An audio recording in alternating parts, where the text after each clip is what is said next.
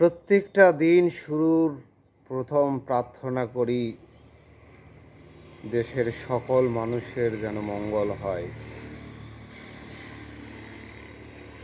আল্লাহ সুবহানাহু ওয়া তাআলার কাছে আবদার রাখি, দরখাস্ত দিয়ে রাখি, সকল বিপ্লবীদের যেন শহীদের মর্যাদা দেওয়া হয়।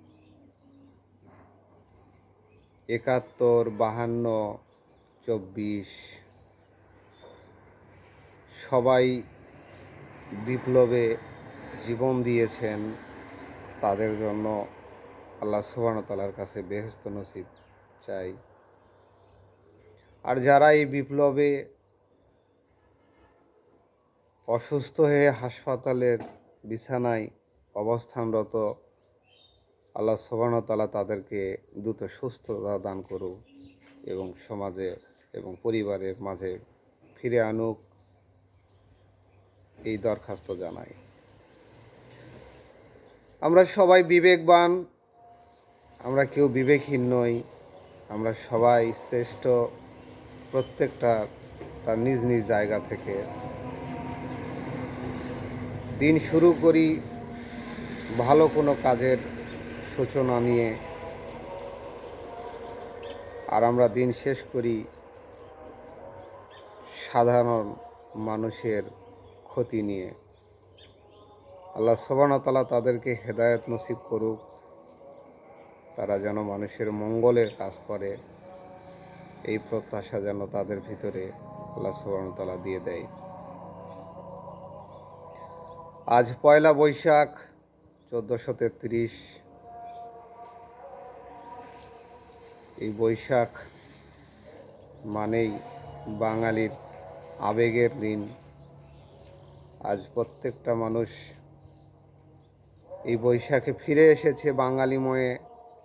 আজকে শুধু পান্তা আর ইলিশ, সারা বছর এই পান্তার কোনো কদর নাই।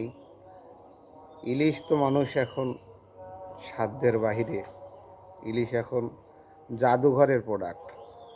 ইলিশ সাধারণ মানুষের ক্রয় ক্ষমতার বাহিরে, অথচ এই ইলিশ আমাদের দেশে এবং আমাদের সম্পদ, অথচ আমাদের ক্রয় ক্ষমতার বাহিরে।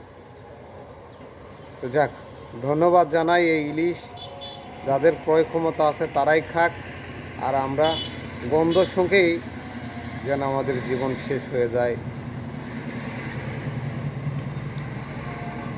সর্বোপরি সবার মঙ্গল কামনা করেই আজ পয়লা বৈশাখে সবাইকে শুভেচ্ছা জানাই। ভালো থাকবেন, সুস্থ থাকবেন। তবে এখনও হাতের বৃদ্ধা আঙ্গুলের কালি শুকায়নি, এটুকুই আপনারা স্মরণ করবেন।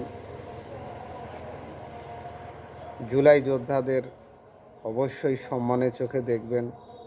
যারা ১৯৭১ সালে বাংলাদেশকে স্বাধীন সার্বভৌম রাষ্ট্রের স্বীকৃতি এনে দিয়েছে, তাদেরকেও কম শ্রদ্ধার চোখে দেখার কোনো জায়গা নেই। তারাও আমাদের গর্বের বিষয়, তাদের জন্যই আজ আমরা এই স্বাধীন বাংলায় বসবাস করি।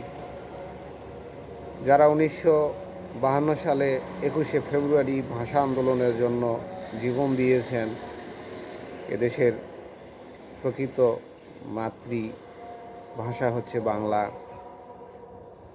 তাদের জন্যই আমরা আজ এই বাংলায় কথা বলতে পারি। সবাইকে পয়লা বৈশাখের শুভেচ্ছা। ভালো থাকবেন, সুস্থ থাকবেন, পরিবারের সঙ্গে থাকবেন।